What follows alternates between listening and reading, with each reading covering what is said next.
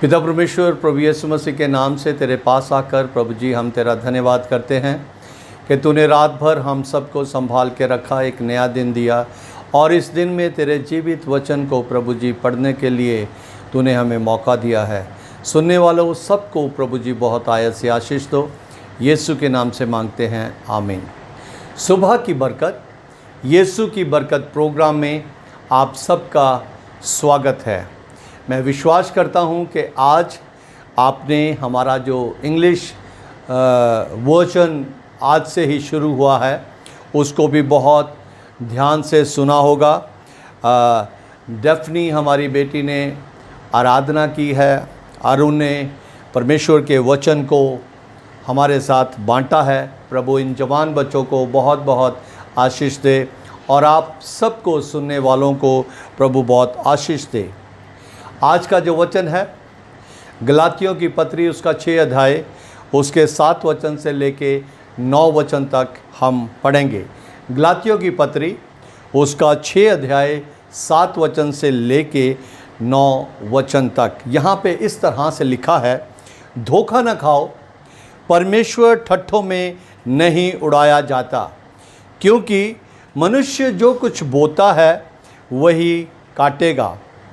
क्योंकि जो अपने शरीर के लिए बोता है वह शरीर के द्वारा विनाश की कटनी काटेगा, और जो आत्मा के लिए बोता है वह आत्मा के द्वारा अनंत जीवन की कटनी काटेगा। हम भले काम करने में साहस ना छोड़ें, क्योंकि यदि हम ढीले ना हों तो ठीक समय पर कटनी काटेंगे। प्रभु अपने वचन के पढ़े और सुने जाने पर आशीष दे। इन 3 वचनों में 3 चीज़ें हैं, एक भविष्यवाणी है, एक वायदा है और तीसरी जो बात है वो हुक्म है। पौलुस रसूल इस वचन से मुझे और आपको ये सिखाता है कि हम किसी भी तरीके से धोखा ना खाएं और कभी भी हम ये ना सोचें कि हम परमेश्वर से ज़्यादा समझदार हैं। और यहाँ जो लिखा है कि धोखा ना खाओ, परमेश्वर ठट्ठों में नहीं उड़ाया जाता, किसी का भी अगर हम मजाक करते हैं तो केवल उसी समय हम मजाक करते हैं जब हम समझते हैं कि हम उस व्यक्ति से बहुत ही ज़्यादा उत्तम हैं। और ऐसा ही व्यवहार जो है वो यीशु मसीह की सेवकाई के समय में जो फरीसी लोग थे, शास्त्री लोग थे, वो भी किया करते थे। लूका की अंजील उसका 16 अध्याय उसके 14 और 15 वचन को हम पढ़ेंगे।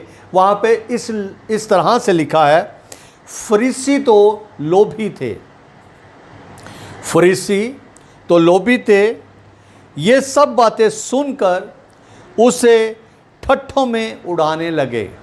यीशु मसीह की बातें सुनकर वो उसका मजाक करने लगे।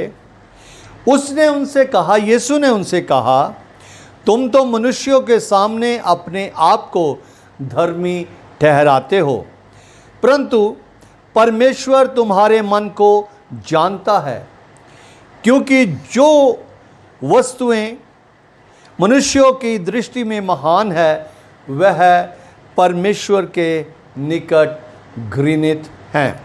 इसी का अगर हम 13 वचन पढ़ें तो वहाँ लिखा है कि कोई दास 2 स्वामियों की सेवा नहीं कर सकता, क्योंकि वह तो एक से वैर और दूसरे से प्रेम रखेगा। ये सारी बातें जो है भविष्य के लिए, वो जो कुछ कर रहे हैं उनके आने वाले समय के लिए बोल रहा है। या एक से मिला रहेगा और दूसरे को तुच्छ जानेगा। तुम परमेश्वर और धन दोनों की सेवा नहीं कर सकते। अजीजों, धन जो है इसके बारे में परमेश्वर ने बहुत स्पष्ट रीति से कहा है कि इंसान परमेश्वर को उस वक्त तुच्छ जानता है जब उसके पास हर एक चीज़ बहुतायत से होती है। लेकिन लूका की अंजील में जब हम पढ़ रहे थे 12 अध्याय में, तो वहाँ हमने देखा है कि परमेश्वर प्रभु यीशु मसीह उस धनी व्यक्ति को क्या कहता है, जो अपने आप में अपने प्राण से ये कह रहा है कि हे मेरे प्राण, चैन कर, खा पी, तेरे पास बहुत वर्षों के लिए धन संपत्ति है। उसी वक्त परमेश्वर की आवाज़ उसके कान में आती है, हे मूर्ख। धनी व्यक्ति है, लोगों के बीच में उसका बहुत ही बड़ा ओहदा हो सकता है, लेकिन परमेश्वर के सामने क्या है? परमेश्वर उसको कहता है, हे मूर्ख, यदि आज की रात तुझसे तेरा प्राण ले लिया जाए, जिसके साथ तू बातें कर रहा है, जिसको तू समझा रहा है कि बहुत वर्षों के लिए तेरे पास है, अगर वो आज रात तुझसे ले लिया जाए तो ये सब कुछ जो तूने इकट्ठा किया है वह किसका होगा? धोखा ना खाओ। परमेश्वर ठट्ठों में नहीं उड़ाया जाता, क्योंकि मनुष्य जो कुछ बोता है वही काटेगा। मनुष्य जो कुछ बोता है वही काटेगा। अजीज़ों, अगर हम उत्पत्ति की किताब उसका पहला अध्याय और उसके 11 और 12 वचन को हम देखें, वहाँ इस तरह से लिखा है, जब परमेश्वर इस सारी सृष्टि की रचना कर रहा है, तब उसने 11 वचन में इस तरह से लिखा है, फिर परमेश्वर ने कहा, पृथ्वी से हरी घास और बीज वाले छोटे छोटे पेड़ और फलदायी वृक्ष भी, जिनके बीज उन्हीं में एक एक की जाति के अनुसार है, पृथ्वी पर उगे। और वैसा ही हो गया। इस प्रकार पृथ्वी से हरी घास और छोटे छोटे पेड़, जिनमें अपनी अपनी जाति के अनुसार बीज होता है, वह फलदायी वृक्ष, जिनके बीज एक एक की जाति के अनुसार उन्हीं में होते हैं, उगे। परमेश्वर ने देखा और कहा, ये अच्छा है। यहाँ परमेश्वर का वचन यूँ कहता है कि जो बीज है वो बोने के लिए होता है, और हमारा जीवन एक बीज के समान है। यहाँ लिखा है कि जो कुछ मनुष्य बोता है वही काटेगा। मुझे और आपको बहुत ही ज़्यादा चौकसी से अपने जीवन को व्यतीत करना है। कोई भी किसी भी उलझन में ना रहे, किसी शक में ना रहे कि अगर वो बुराई को बोता है तो वो चंगाई काट लेगा। अजीज़ों, परमेश्वर का वचन पूरी तरह से सत्य है, और ये मेरे और आपको सुधारने के लिए, समझाने के लिए लिखा गया है। इसी वजह से प्रभु हमें मौका देता है कि हम बार बार परमेश्वर का वचन सुने। जो कुछ मनुष्य बोता है वही काटेगा। हमारे पास अभी समय है।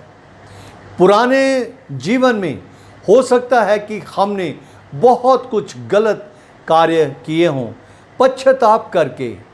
परमेश्वर चाहता है कि वो जो यीशु बीज है, जो हमारे जीवनों में प्रवेश कर चुका है, हम उस बीज को अपने जीवन में उगने दें, ताकि वो 100 गुना फल लाए। जैसा मनुष्य बोता है वैसा ही वो काटेगा। और 8 वचन में लिखा है, क्योंकि जो अपने शरीर के लिए बोता है, बहुत से इंसान, जैसे मैंने पिछले दिनों में प्रचार किया था, वो धनी व्यक्ति जो है वो इस बात को कहता है कि मैंने अपने रिश्तेदारों के लिए कभी कुछ नहीं करा।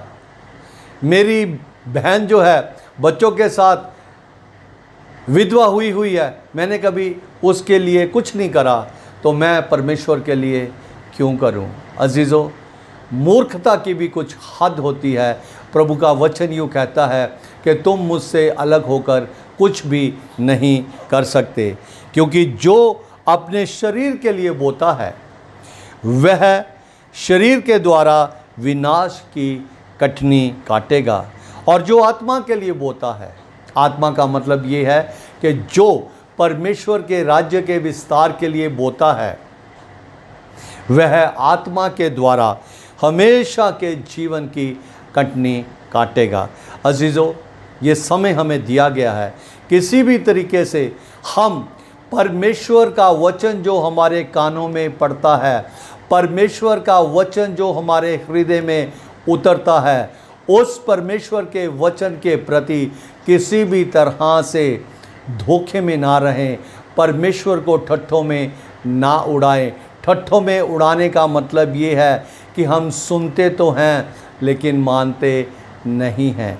अजीज़ों, मुझे और आपको ये जो समय मिला है, हमें चाहिए कि हम परमेश्वर के वचन में बहुत ही ज़्यादा ध्यान करें, चौकसी करें, क्योंकि यहोशू को परमेश्वर ने कहा है कि अनुग्रह की ये पुस्तक तेरे मुंह से कभी भी उतरने ना पाए।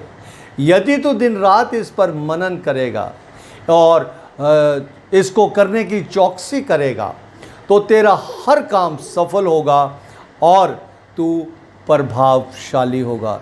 तो हम प्रभु यीशु की संतान है, हम नॉर्मल जीवन जीने वाले नहीं हैं। हमें परमेश्वर ने प्रभावशाली जीवन जीने के लिए बनाया है। अजीज़ों, हम इस बात को ध्यान में रखें कि हम जो कुछ बोएंगे वही काटेंगे। इस साल के 8 महीने बीत चुके हैं, 9वां महीना शुरू हो गया है। आइए इस साल के जो बाकी 4 महीने हैं उसमें हम वो बातें बोएं जो परमेश्वर को ग्रहण योग्य हो। हम वो बोएं जो परमेश्वर का बीज है, ताकि 100 गुना फल ला सके और अपने स्वामी से, अपने परमेश्वर से ये सुन सकें कि शाबाश मेरे बेटे, शाबाश मेरी बेटी, तूने विश्वास योग्यता से अपने जीवन को जिया है, आ तू मेरे साथ वास कर। प्रभु आप सबको बहुत बहुत आशीष दे। प्रभु यीशु मसीह के नाम में हम दिन प्रतिदिन बढ़ते जाएं। सबको जय मसीह की।